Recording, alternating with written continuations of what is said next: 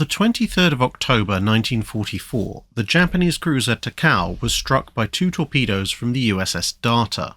Crippled, she limped back to Brunei and was then moved on to Singapore, where she joined the cruiser Miyako. Here she would be further damaged by limpet mines from the mini-submarine HMS XE-3, which compounded what was considered already to be irreparable damage.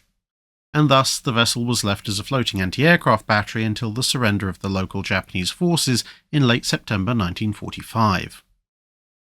After inspection, she was slated to be sunk in a live fire exercise scheduled for late 1946.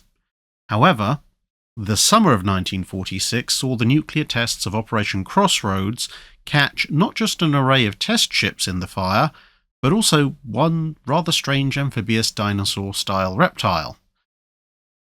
Alive with absorbed radiation, the already quite large and powerful creature began to grow and, enraged by the blast, set upon and sank the submarine USS Redfish before heading out in the direction of other ships which it could hear coming and going, presumably on the basis of having heard ships arriving before the bomb blast along that vector and connecting the two via cause and effect. Faced with the loss of several more ships and escalating tensions with the Soviet Union, the US Navy found itself in something of a quandary. The rapid demobilization of the US fleet in the aftermath of World War II meant that whilst there were plenty more replacement ships available in mothballs, reactivating them would take some time, and then crewing them and sailing them across the Pacific would take more time still. And even if or when this was accomplished, replacing the losses so recently suffered in order to shore up the deterrent effect on the Soviet Union would be the wider strategic priority. Thus, whilst sharing information on the approach of what would soon to become known as Godzilla, the US Navy was not able to offer any immediate assistance to Japan to deal with the incoming threat, at least in the form of actual warships. However, Japanese officials recalled that a number of Imperial Japanese Navy warships were still around, and they appealed to the US for permission and funding to help reactivate some of them. As the US was at this point more flush with cash than ships in the Western Pacific, this was agreed. A number of ex-Imperial Japanese Navy destroyers still in home island ports were allowed to be reactivated, and over in Singapore, the US saw the chance to score a triple win. There was a proposal to help pay for the accelerated repairs to the Admiralty 9 floating dry dock and King George VI graving dock, both of which had been damaged by Allied bombing in the latter part of the war. This would provide aid to an ally, the United Kingdom, whilst also meaning that the British would owe the US a favour. It would also mean that these two large, well-equipped dry docks would be available for use by US Navy ships operating in that part of the world, and, in the more immediate term, it would facilitate the repair of the more modern of the two ex-Imperial Japanese Navy cruisers there, since Miyako had already been taken off for scuttling.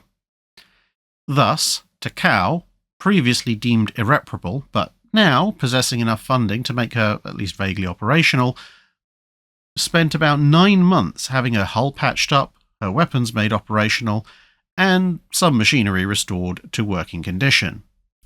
In late April 1947, she was released into the custody of a Japanese crew. Only about half her power plant was functional, and a number of more specific systems, such as most of the ship's radios, her main fire control computer system, and others, were non-operational, since these were specific Imperial Japanese Navy manufactured items that the British dockyard workers had no manuals, parts, or spares for. Additionally, most of the rangefinders had been broken or misaligned by the shocks of torpedo and mine explosions, and once again these specialist parts weren't available in Singapore. The plan was to sail the ship back to Japan, where these and various other key components would be sourced from what was left of ex-Imperial Japanese Navy stocks and infrastructure. This would then allow Takao to lead a small formation of the aforementioned destroyers in defence of the country. It was something of a minor miracle that she was able to set sail at all, but the work had been spurred on by the news that a number of US Navy ships were in the process of being recommissioned, and once in service they would head across the Pacific, and they would need access to the Singapore facilities to address any issues that their time in mothballs and a long voyage across the world's largest ocean might have caused. Takao duly set out, but nearing the Japanese coast, her crew received signals via their remaining basic radio equipment that the Godzilla creature was somewhat ahead of schedule and was currently in the process of being engaged by a pair of small minesweepers. Proceeding at her best speed, Takao was able to witness the surviving minesweeper detonate a mine in the creature's face, and it seemed that her efforts would not be needed. However, a few moments later the creature emerged and headed for the minesweeper once again.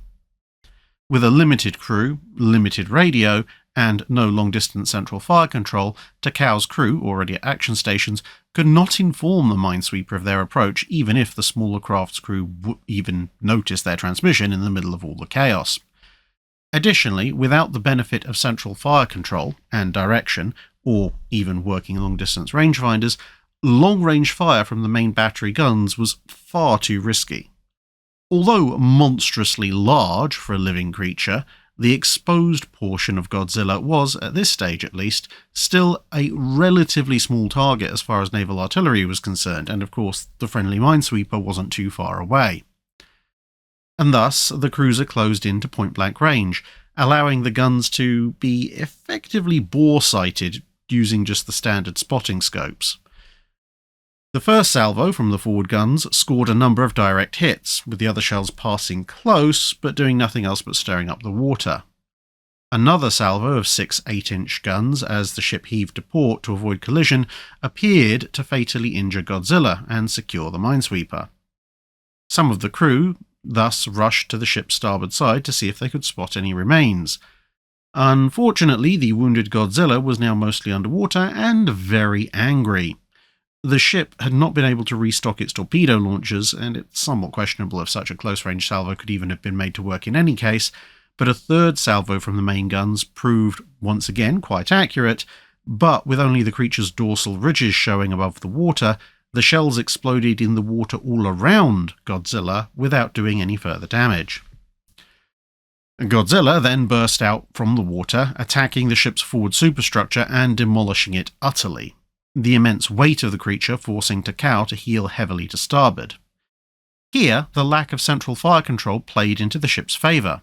Such a devastating blow amidships would otherwise have temporarily disrupted the ship's ability to fire, but since the turrets were operating under mostly local control already, the forward guns promptly slewed around and delivered 6 perfectly placed shots to Godzilla's flanks, following which it fell back off the ship with a roar of pain. For a moment, it seemed that battered Takao had just about scraped a victory, but it was not to be. Re-evaluating the threat the ship posed, Godzilla used an energy beam that would be dubbed a radioactive heat ray by Japanese observers to attack the ship from below. The massive energy unleashed mostly went straight through the ship and into the atmosphere, but the small amount that actually interacted with the vessel blew it apart. Most of the energy of this detonation came from the beam itself, but secondary explosions indicated that the ship's magazines had also been detonated.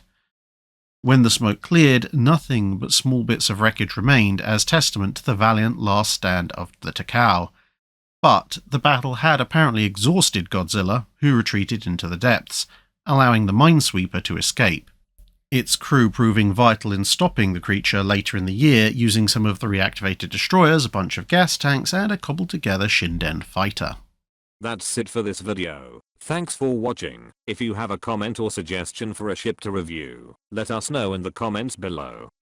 Don't forget to comment on the pinned post for dry dock questions.